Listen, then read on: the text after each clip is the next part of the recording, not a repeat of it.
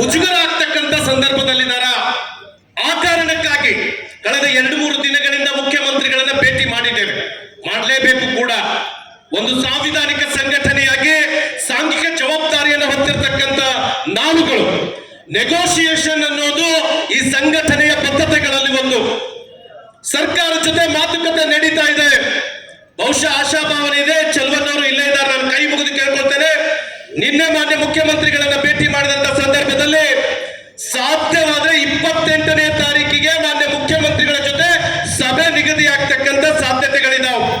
28ರ ಸಭೆಯಲ್ಲಿ ಕೂಡ ಸ್ಪಷ್ಟವಾಗಿ ಹೇಳ್ತೇವೆ, ಅವೈಜ್ಞಾನಿಕ ಹೆಚ್ಚುವರಿ ನಡೀತಾ ಇದೆ, 29ಕ್ಕೆ ಅದಕ್ಕೆ ಮುಂದಕ್ಕೆ ಹಾಕ್ರಿ ಅಂತಕ್ಕಂಥ ಒತ್ತಾಯವನ್ನು ಕೂಡ 28ನೇ ತಾರೀಕಿನ ಸಭೆಯಲ್ಲಿ ಮಂಡಿಸ್ತೇವೆ. ಅದರ ಜೊತೆಗೆ 28ನೇ ತಾರೀಕಿನ ಸಭೆಯಲ್ಲಿ ಬಹುಶಃ ಸರ್ಕಾರ ಮತ್ತು ನಮಗೇನಾದ್ರೂ ಮಾತುಕತೆಯಾಗಿ ನಮ್ಮ ಬೇಡಿಕೆಗಳು ಸ್ಪಷ್ಟವಾಗಿ ಈಡೇರದೆ ಹೋದ್ರೆ 3ನೇ ತಾರೀಕಿಗೆ ನಾವೇನು ದೊಡ್ಡ ಮಟ್ಟದ ಹೋರಾಟಕ್ಕೆ ಕರೆ ಕೊಟ್ಟಿದ್ದೀವಿ, ಲಕ್ಷಾಂತರ ಜನ ಫ್ರೀಡಂ ಪಾರ್ಕಿಗೆ ನೀವು ಬಂದು ಈ ರಾಜ್ಯದ ಸರ್ಕಾರದ ಮಂತ್ರಿಗಳು ಮಾನ್ಯ ಮುಖ್ಯಮಂತ್ರಿಗಳ ಗಮನವನ್ನು ಸೆಳೆಯಬೇಕಾಗ್ತದೆ. ಅದರ ಜೊತೆಗೆ ನಾವು ಕಳೆದ ವರ್ಷ ಒಂದೇ ದಿನ ಹೋರಾಟವನ್ನು ಮಾಡಿದ್ವಿ. ಬಹುಶಃ ಅವತ್ತು ಮುಖ್ಯಮಂತ್ರಿಗಳಿಗೆ ಕರೆಸಿ ಆ ಎಲ್ಲ ದಾಖಲೆಗಳನ್ನ ನಾನು ನಿನ್ನೆ ಮುಖ್ಯಮಂತ್ರಿಗಳಿಗೆ ತೋರಿಸಿದೆ. ಅಲಿಮಾರಿ ಜನಾಂಗದ ಒಂದು ಸಭೆ ನಡೀತಾ ಇತ್ತು. ಆ ಸಭೆಯಲ್ಲಿ ಅವರೇ ಹೇಳಿದ್ರು, ಇಲ್ಲಿ ಸರ್ಕಾರ ನೀವೇ ಬಂದಿದ್ದೆಲ್ಲ ಹೇಳಂತೇಳಿ. ಸರ್, ತಾವು 1 ತಿಂಗಳಂತ ಮಾತು ಕೊಟ್ಟಿದ್ರಿ, ಅವರೇ ತಮ್ಮ ಫೇಸ್ಬುಕ್ ಮತ್ತು ಟ್ವಿಟರ್ ಖಾತೆಯಲ್ಲಿ ಹಾಕೊಂಡಿದ್ರು. 1 ತಿಂಗಳು ಹೋಗಿ ಇವತ್ತು 11 ತಿಂಗಳ ಗತಿ ಸತ ಅಂತಂದಾಗ ಅವ್ರಿಗೆ ಹೇಳಿದ್ರು ಏನಾರ ಪರಿಹಾರವನ್ನು ಕೊಡಬೇಕು ಅಂತಕ್ಕಂಥ ತೀರ್ಮಾನವನ್ನು ಮಾಡಿದ್ದಾರೆ. ಬಹುಶಃ ನಿಮ್ಮ ಹತ್ರ ಕೈ ಮುಗಿದು ಕೇಳ್ಕೊಳ್ತಾನೆ, ಒಂದು ಪರ್ವ ಕಾಲಕ್ಕೆ ಬಂದು ನಿಂತಿದ್ದೇವೆ ನಾವು. ಈ ರಾಜ್ಯದಲ್ಲಿ ಶಿಕ್ಷಕರ ಸಂಘಟನೆ ನೀವು ಹೇಳ್ದಂಗೆ ದಿನನಿತ್ಯ ಒಂದಿಷ್ಟು ನಾವು ಕೆಲಸಗಳನ್ನು ಮಾಡಿದಾಗ್ಯೂ ಕೂಡ ಏನು ಈ C&R ಸಮಸ್ಯೆ ಮತ್ತು ಹೆಚ್ಚುವರಿ ಸಮಸ್ಯೆಗಳ ಮಧ್ಯೆ ಯಾವ ಪರಿಹಾರಗಳು ಕಾಣ್ತಾ ಇಲ್ಲ.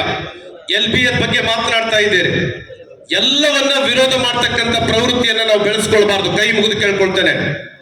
LBA ನೀವು ಹೇಳಿದ್ರಿ 25 ಅಂಕಕ್ಕಿತ್ತು, ಅದನ್ನು ಕಡಿಮೆ ಮಾಡಿಸೋದು ಇವತ್ತು 10 ಅಂಕಕ್ಕೆ ತಂದಿದ್ದೀವಿ. ಇಲಾಖೆ ಜೊತೆ ಚರ್ಚೆ ಮಾಡಿದೀವಿ. ರಾಜ್ಯದ ಭವಿಷ್ಯದಲ್ಲಿ ಸರ್ಕಾರಿ ಶಾಲೆಗಳನ್ನ ಉಳಿಸ್ತಕ್ಕಂಥ ದೊಡ್ಡ ಜವಾಬ್ದಾರಿ ಶಿಕ್ಷಕರ ಮೇಲಿದೆ. ಶಾಲೆಗಳು ಉಳಿದ್ರೆ ಶಿಕ್ಷಕರು ಉಳಿತೀವಿ, ಶಿಕ್ಷಕರು ಉಳಿದ್ರೆ ಸಂಘಟನೆಗಳು ಉಳಿತಾವು.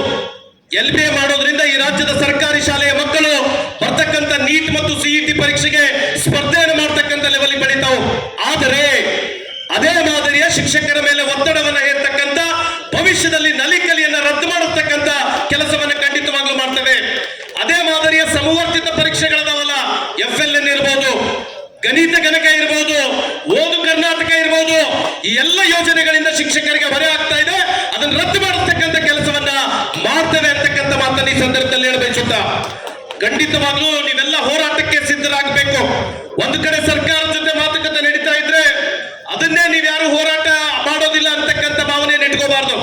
ಸರ್ಕಾರ ಹೋರಾಟಕ್ಕೆ ನಮಗೆ ಬಿಡದೆ ಹೋದ್ರೆ ಬಹಳ ಸಂತೋಷ.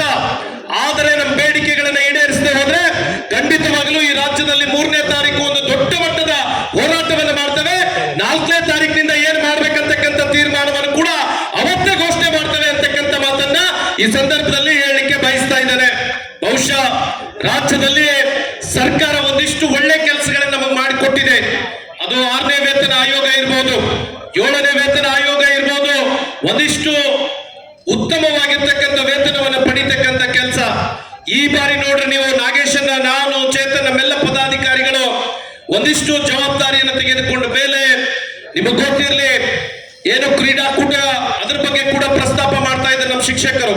ಬಹುಶಃ ಅಂಡರ್ 14 ಅಂತ ಮಾಡೋದ್ರಿಂದ ನಮ್ಮ ಪ್ರಾಥಮಿಕ ಶಾಲಾ ಮಕ್ಕಳಿಗೆ ಏನಾಗ್ತಾ ಇದೆ, ಅನ್ಯಾಯ ಆಗ್ತಾ ಇದೆ. ಅದನ್ನು ಕೂಡ ಸರಿಪಡಿಸ್ತಕ್ಕಂಥ ಕೆಲಸ ಇರ್ಬೋದು. ಆನ್ಲೈನ್ ಕೆಲಸಗಳು ಅತ್ಯಂತ ಹೆಚ್ಚುವರಿಯಾಗಿ ಬರ್ತಾ ಇರೋದ್ರಿಂದ ಏನು ಸ್ಯಾಟ್ಸು, MDM ಮತ್ತು SNF 3 ಆ್ಯಪ್ಗಳನ್ನು ಸೇರಿಸಿ ಒಂದೇ ಆ್ಯಪ್ ಮಾಡಿಸ್ತಕ್ಕಂಥ ಕೆಲಸವನ್ನು ಕೂಡ ಶೀಘ್ರದಲ್ಲೇ ಮಾಡಿಸ್ಕೊಡ್ತಕ್ಕಂಥ ಕೆಲಸವನ್ನು ಮಾಡ್ತೇವೆ. ಬರ್ತಕ್ಕಂಥ ಡಿಸೆಂಬರ್ನಿಂದ ಕರ್ನಾಟಕ ರಾಜ್ಯ ಪ್ರಾಥಮಿಕ ಶಾಲಾ ಶಿಕ್ಷಕರ ಸಂಘಟನೆಯಿಂದ ಒಂದು ತೀರ್ಮಾನ ಮಾಡಿದ್ದೇವೆ. ಈ ರಾಜ್ಯದ ಎಲ್ಲ 1.5 ಲಕ್ಷ ಪ್ರಾಥಮಿಕ ಶಾಲಾ ಶಿಕ್ಷಕರಿಗೆ ಉಚಿತವಾಗಿ ಇನ್ಕಮ್ ಟ್ಯಾಕ್ಸ್ ಮತ್ತು ಫೈಲಿಂಗ್ ಅನ್ನು ಮಾಡಿಸ್ಕೊಡ್ತಕ್ಕಂಥ ಕೆಲಸವನ್ನು ಮಾಡಬೇಕು ಅಂತಕ್ಕಂಥ ತೀರ್ಮಾನವನ್ನ ಮಾಡ್ತಾ ಇದ್ದೀವಿ. ಅದಕ್ಕೆ ಸಂಬಂಧಿಸಿದ ಸಾಫ್ಟ್ವೇರ್ ಅನ್ನ ನಾವು ರಾಜ್ಯ ಸಂಘದಿಂದನೇ ರೆಡಿ ಮಾಡಿದೀವಿ ಅಂತಕ್ಕಂಥ ಮಾತನ್ನ ಹೇಳಿ, ಬಹುಶಃ ಇನ್ನಷ್ಟು ವಿಷಯಗಳನ್ನ ನಿಮ್ ಜೊತೆ ಮಾತನಾಡ್ತೇವೆ. ಬಹುಶಃ ಸಭೆ ಆದ್ಮೇಲೆ ಕೂಡ ನಾವು ಇಲ್ಲೇ ಇರ್ತೇವೆ, ಚರ್ಚೆಯನ್ನ ಮಾಡ್ತೇವೆ ಅಂತಕ್ಕಂಥ ಮಾತನ್ನ ಈ ಸಂದರ್ಭದಲ್ಲಿ ಹೇಳ ಬಯಸುತ್ತಾ, ಮತ್ತೊಮ್ಮೆ ಚಲುವಣ್ಣನವರು ಇಲ್ಲೇ ಇದ್ದಾರೆ, ಅವ್ರ ಹತ್ರ ಕೈ ಮುಗಿದು ಕೇಳ್ಕೊಳ್ತೇನೆ.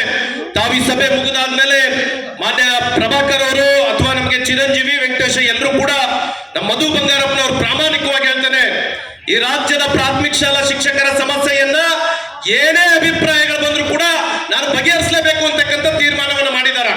ಅದಕ್ಕಾಗಿ ಸರ್ಕಾರ ತೀರ್ಮಾನಿಸದೆ ಹೋದ್ರೆ ಖಂಡಿತ ನಾವು ಯಾರ ವಿರುದ್ಧ ಹೋರಾಟಕ್ಕೆ ಹೋಗ್ಲಿಕ್ಕೆ ಸಾಧ್ಯ ಇಲ್ಲ.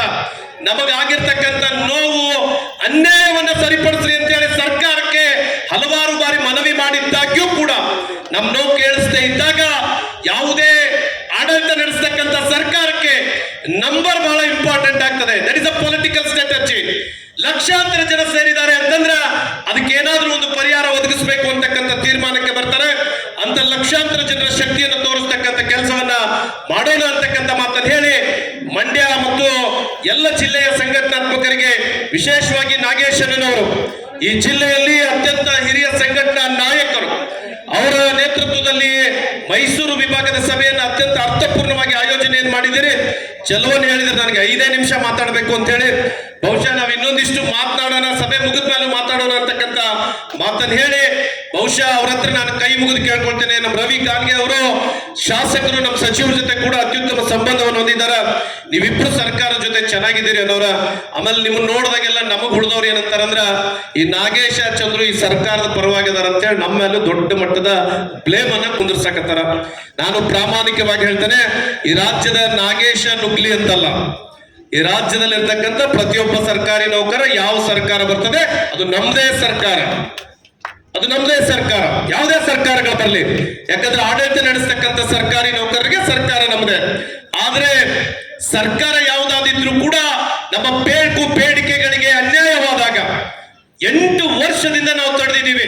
2017ರಲ್ಲಿ ಅಜಯ್ ಸೇಠ್ ಅವರು ಈ ರಾಜ್ಯದ ಪ್ರಧಾನ ಕಾರ್ಯದರ್ಶಿ, ಸಿದ್ದರಾಮಯ್ಯನವರು ಮುಖ್ಯಮಂತ್ರಿ, ಮೈಸೂರು ಜಿಲ್ಲೆ ತನ್ವೀರ್ ಸೇಠ್ ಅವರು ಶಿಕ್ಷಣ ಮಂತ್ರಿ. ಅವತ್ತೇ ಸಮಸ್ಯೆ ಉದ್ಭವ ಆಗಿತ್ತು. 8 ವರ್ಷ ತಡೆದಿರ್ತಕ್ಕಂಥ ಮಾತೃ ಹೃದಯದ ಸಂಘಟನೆ ಯಾವುದಾದ್ರೂ ಇದ್ರ ಅದು ಶಿಕ್ಷಕರ ಸಂಘಟನೆ ಅನ್ನೋದನ್ನು ಕೂಡ ನಾವು ಸರ್ಕಾರಕ್ಕೆ ಹಲವು ಬಾರಿ ಮನವರಿಕೆ ಮಾಡಿಕೊಡ್ಬೇಕಾಗ್ತದೆ. ಆ ಕಾರಣಕ್ಕಾಗಿ, ಎಲ್ಲ ಕಾರಣಕ್ಕಾಗಿ ನಿಮ್ಮ ಹತ್ರ ನಾನು ಅತ್ಯಂತ ವಿನಯದಿಂದ, ನೋಡ್ರಿ ನಮ್ಮ ಸಮಸ್ಯೆ ಇದೇ ಇಲ್ಲೋ ನೀವು ಒಂದ್ಸಲ ಜೋರಾಗಿ ಚಪ್ಪಾಳೆ ತಟ್ಟಿ ಚಲೋನವ್ರ ಗಮನಕ್ಕೆ ತರಬೇಕು. ಖಂಡಿತವಾಗ್ಲೂ ಇದೆ ಅಲ್ರಿ, ಖಂಡಿತವಾಗ್ಲೂ ಇದೆ ಅಲ್ಲ. ಕರ್ನಾಟಕ ರಾಜ್ಯ ಪ್ರಾಥಮಿಕ ಶಾಲಾ ಶಿಕ್ಷಕರ ಸಂಘಕ್ಕೆ ಇದೊಂದು ಅದ್ಭುತವಾದಂತ ಸಮಸ್ಯೆ ಅನ್ನೋರೆ, ನಮ್ಗೆ ಬಹಳ ದೊಡ್ಡ ಸಮಸ್ಯೆ ಇದೆ. ಬಹುಶಃ ಸೋಮವಾರ ದಿವಸ ತಾವು ಬೆಂಗಳೂರಿನಲ್ಲಿದ್ರೆ ನಾನು ಮತ್ತೊಮ್ಮೆ ಬರ್ತೇನೆ. ನಮ್ಗೇನಿಲ್ಲ, ಈ ಸಮಸ್ಯೆಯನ್ನ ಬಗೆಹರಿಸಿಕೊಟ್ರೆ ಮಾನ್ಯ ಮುಖ್ಯಮಂತ್ರಿಗಳ ಮನಸ್ಸು ಮಾಡಿದ್ರೆ ಏನು ದೊಡ್ಡ ಸಮಸ್ಯೆ ಇಲ್ಲ. It is a matter of 80 ಕೋಟಿ ರೂಪಾಯಿ ಕೇವಲ ಒಂದು ವರ್ಷಕ್ಕೆ ನಾವು ಅದನ್ನ ಲೆಕ್ಕ ಮಾಡಿ ಕೂಡ ಕೊಟ್ಟಿದ್ದೀವಿ. ಮಾನ್ಯ ಮುಖ್ಯಮಂತ್ರಿಗಳು ಮಾಡ್ತಕ್ಕಂಥ ಮನಸ್ಥಿತಿಯಲ್ಲಿದ್ದಾರೆ. ಅವ್ರಿಗೂ ಮುಜುಗುರಾಗಿದೆ, ಒಂದೇ ತಿಂಗಳಲ್ಲಿ ಮಾಡ್ತೀನಿ ನಾವು 11 ತಿಂಗಳಾಗಿದೆ ಅಂತ ಹೇಳಿ. ಅನಿವಾರ್ಯ ಈ ರಾಜ್ಯದ ಶಿಕ್ಷಕರನ್ನ ಬೀದಿಗೆ ಇಳಿಸಬಾರದು ತಾವು ಅಂತಕ್ಕಂಥ ಅತ್ಯಂತ ಕಳಕಳಿಯಿಂದ ನಾನು ಪ್ರಾರ್ಥನೆ ಮಾಡ್ಕೊಳ್ತೇನೆ. ಬಹುಶಃ ನಾವು ರಾಜ್ಯದ ಅಧ್ಯಕ್ಷರಾದ್ಮೇಲೆ, ನಾಗೇಶನ್ನ ನಮಗೆ ಬಿಟ್ಟು ಕೊಟ್ಮೇಲೆ, ನಾನು ಚೇತನ್ ಆದ್ಮೇಲೆ ನಾವು ಫಸ್ಟ್ ನಮ್ಮ ಶಿಕ್ಷಣ ಮಂತ್ರಿಗಳಿಗೆ ಹೋಗಿ ಭೇಟಿ ಮಾಡಿಲ್ಲ. ನಿಮ್ಗೆ ಗೊತ್ತಿರಲಿ, ನಾವ್ಯಾರು ಶಿಕ್ಷಣ ಮಂತ್ರಿಗಳಿಗೆ ಹೋಗಿ ಭೇಟಿ ಮಾಡಿ ಹಾರ ಹಾಕಿ ಆಶೀರ್ವಾದ ತಗೊಳ್ಳಿಲ್ಲ. ನಾವು ಫಸ್ಟ್ ಭೇಟಿ ಮಾಡಿ ಆಶೀರ್ವಾದ ತೆಗೆದುಕೊಂಡಿದ್ದು ಯಾರ್ದು ಅಂತಂದ್ರ ಚಲುವಣ್ಣವ್ರದು ಅನ್ನೋದನ್ನ ನೀವು ನೆನಪಿಟ್ಕೋಬೇಕು. ಅಂದ್ರೆ ಈ ರಾಜ್ಯದ ಶಿಕ್ಷಕರ ಸಂಘಟನೆ ಶಿಕ್ಷಕರ ಸಚಿವರಿಗಿಂತ ಬಹಳ ಭರವಸೆಯನ್ನ ಇಟ್ಟಿರ್ತಕ್ಕಂಥದ್ದು ಚಲುವಣ್ಣವ್ರ ಮೇಲೆ ಅನ್ನೋದನ್ನು ಕೂಡ ನಾನು ಹೇಳಲಿಕ್ಕೆ ಬಯಸ್ತೇನೆ. ಅವ್ರಂತಾರ ಇವ್ರಿಬ್ರು ಮೈಕ್ ಸಿಕ್ಕರೆ ಸಿಕ್ಕಾಪಟ್ಟೆ ಮಾತಾಡ್ತಾರ ಅಂತೇಳಿ. ನಾವು ಮಾತಾಡಕ್ಕಂತಲ್ಲ, ಅದು ನಮ್ಮ ಸಮಸ್ಯೆ, ನಮ್ಮ ನೋವು. ನೀವು ಒಂದಿಷ್ಟು ಚಪ್ಪಾಳೆ ಹೊಡೆದ್ರೆ ಕರೆ ಐತೆ ಅನ್ನೋದು ಅವ್ರಿಗೆ ಅರ್ಥ ಆಗ್ತದೆ ಅನ್ನೋದನ್ನು ಕೂಡ ಈ ಸಂದರ್ಭದಲ್ಲಿ ಹೇಳಿ, ಬಹುಶಃ ಅದ್ಭುತವಾದಂತ ಮಂಡ್ಯ ಜಿಲ್ಲೆ ವ್ಯವಸ್ಥೆಯನ್ನು ತಾವು ಕಟ್ಕೊಂಡಿದ್ದೀರಿ. ಈ ನಾಡಿನಲ್ಲಿ ನಾವು ಬೇರೆ ಜಿಲ್ಲೆಗೆ ಹೋದ್ರು ಕೂಡ ನಿಮ್ಮ ಹೆಸರನ್ನು ಹೇಳ್ತೇವೆ.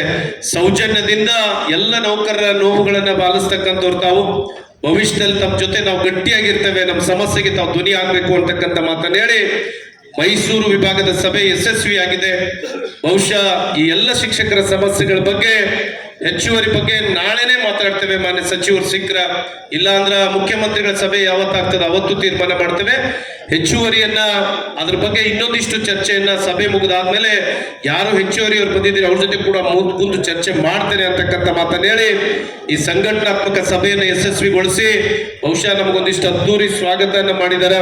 ನಾವು ಹೇಳ್ತೇವೆ, ಎಲ್ಲೆಲ್ಲಿ ಹೋದಲ್ಲಿ ಹಾರ ಹಾಕ್ತಾರಲ್ಲ, ಆ ಹಾರ ನಮಗೆ ಎಚ್ಚರಿಕೆಯನ್ನು ಕೊಡ್ತದೆ. ನಾವು ಹಾಕ್ತಕ್ಕಂಥ ಹಾರ ನಿಮಗೆ ಮಾಡ್ತಕ್ಕಂಥ ಸನ್ಮಾನ ಅಲ್ಲ, ನಿಮ್ಮ ಮೇಲೆ ಜವಾಬ್ದಾರಿ ಇದೆ, ಜವಾಬ್ದಾರಿಯಿಂದ ಕೆಲಸ ಮಾಡುವಂತ ಮಾತನ್ನು ಹೇಳಿದಾರ. ಬಹುಶಃ ಈ ರಾಜ್ಯದಲ್ಲಿ ಉತ್ತರ ಕರ್ನಾಟಕ, ದಕ್ಷಿಣ ಕರ್ನಾಟಕ ಅಂತಿಲ್ಲ, ಅಖಂಡ ಕರ್ನಾಟಕದ ಶಿಕ್ಷಕರು ನೀವು ನಮ್ಮ ಮೇಲೆ ನಂಬಿಕೆಯನ್ನು ಇಟ್ಟಿದ್ದೀರಿ. ಯಾರೋ ಜೈಶಂಕರ್ ಅಂತಕ್ಕಂಥ ಒಬ್ಬ ದಲಿತ ಮನುಷ್ಯ ಈ ಸಂಘಟನೆಯನ್ನು ಕಟ್ಟಿ ಹೋಗಿದ್ದಾನೆ. ಅತ್ಯಂತ ಕಿರಿಯ ವಯಸ್ಸಿನಲ್ಲಿ ಈ ರಾಜ್ಯದ ಸಂಘಟನೆ ಇತಿಹಾಸದಲ್ಲಿ 41-42 ವಯಸ್ಸಿನಲ್ಲಿ 60 ವರ್ಷಗಳ ಆ ಭವಿಷ್ಯದ ಸಂಘಟನೆ ನಾಯಕತ್ವವನ್ನು ನಮ್ಮ ಕೈಯಲ್ಲಿ ಕೊಟ್ಟಿದೆ. ಖಂಡಿತವಾಗ್ಲೂ ಈ ವೇದಿಕೆಯ ಮೂಲಕ ನಿಮಗೆ ಪ್ರಾಮಾಣಿಕವಾಗಿ ಹೇಳಲಿಕ್ಕೆ ಬಯಸ್ತೇನೆ, ಯಾವುದೇ ಕಾರಣಕ್ಕೂ ಈ ರಾಜ್ಯದ ಶಿಕ್ಷಕರ ಸಂಘಟನೆಗೆ ಕಪ್ಪು ಚುಚ್ಚಿ ಬರದ ರೀತಿಯಲ್ಲಿ ರಾಜ್ಯದ ಸಂಘಟನೆಯನ್ನ ಕಟ್ಟುತ್ತೇವೆ ಅಂತಕ್ಕಂಥ ಮಾತನ್ನ ಈ ಸಂದರ್ಭದಲ್ಲಿ ಹೇಳ ಬಯಸುತ್ತಾ, ಅವಶ್ಯಕತೆ ಬಿದ್ದರೆ ಸರ್ಕಾರದ ಜೊತೆ ನಾವು ಒಂದಿಷ್ಟು ಅವಿನಾಭಾವ ಸಂಬಂಧವನ್ನು ಹೊಂದಿದ್ದೇವೆ. ಹಿರಿಯರನ್ನ ಗೌರವಿಸುವ, ಕಿರಿಯರನ್ನ ಪ್ರೀತಿಸುವ, ಎಲ್ಲರನ್ನ ಒಟ್ಟಿಗೆ ತೆಗೆದುಕೊಳ್ಳುವ ಸತ್ಸಂಪ್ರದಾಯವನ್ನ ನಮ್ಮ ಹಿರಿಯರು ನಮಗೆ ಕಲಿಸಿಕೊಟ್ಟಿದ್ದಾರೆ. ಆ